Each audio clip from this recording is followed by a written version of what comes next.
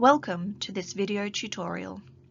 This video introduces the domain Participation in Public Life of the Indigenous Navigator's Climate Change module. The issues covered under this domain include right of access to information, specifically environmental information, and right to participation in climate change related policies, plans and laws. Recognition of these rights are critical for ensuring that Indigenous peoples and communities have access to transparent information about climate change policies and plans, and protecting the rights of Indigenous peoples to participate in decision-making through their chosen representatives on climate change-related laws, policies, and measures. The first issue covered is right of access to information, specifically environmental information. It's important for Indigenous peoples to have access to transparent environmental information to ensure meaningful participation in climate change-related measures and activities. Access to information is a legally binding right. It can be found in Article 19 of the International Covenant on Civil and Political Rights, or ICCPR, and is a required condition for effective and meaningful participation, including in climate change policies and plans. The Human Rights Committee's General Comment 34 says that states need to proactively make government information of public interest publicly available. The state needs to create procedures whereby people can gain access to information, such as through freedom of information legislation. The module focuses on access to environmental information. Environmental treaties such as Aarhus and Escazú have contextualized these standards to environmental matters. The Escazú Agreement defines environmental information as any information that is written, visual, audio, and electronic, or recorded in any other format regarding the environment and its elements and natural resources, including information related to environmental risks and any possible adverse impacts affecting or likely to affect the environment and health, as well as to environmental protection and management.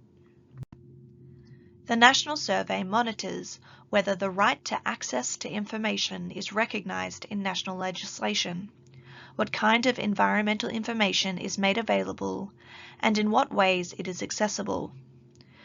The Community Survey documents whether Indigenous communities enjoy this right by exploring whether environmental information is available and accessible to them. The next issue addressed is the right to participation. Participation in decision-making is a core procedural human right.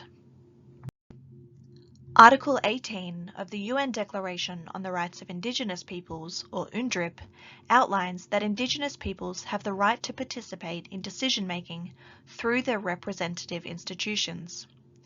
This representation should be determined by Indigenous peoples themselves. This right is also reflected in binding international human rights standards, such as the ICCPR. This is also reinforced in international climate change standards. The UN Framework Convention on Climate Change, or UNFCCC, says that states have to carry out their commitments to public participation in addressing climate change and its effects and developing adequate responses. The Paris Agreement also says that climate adaptation action should follow a country-driven, gender-responsive, participatory, and fully transparent approach, and that it should be based on and guided by the best available science and traditional knowledge, knowledge of Indigenous peoples, and local knowledge systems.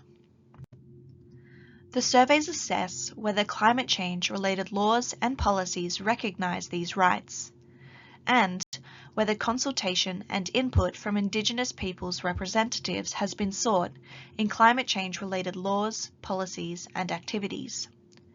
If you would like more information about the different kinds of climate change-related laws and policies, these are explained in another video tutorial on climate change-related instruments, laws, and policies, which you can find on the tutorials page of the Indigenous Navigator. Additionally, the community survey monitors whether situations of consultation have occurred and whether this process was designed in a way that amounted to meaningful participation. This includes whether environmental information is proactively made available to Indigenous peoples or communities, whether environmental information is made accessible to Indigenous peoples or communities, for example, through the language used, the format of information, such as formats other than writing, like visual or audio, and whether the information is easy to access and practical, and the timeliness of information.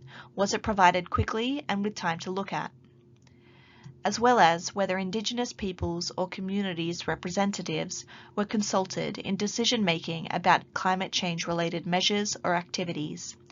These representatives must be elected or chosen by Indigenous peoples.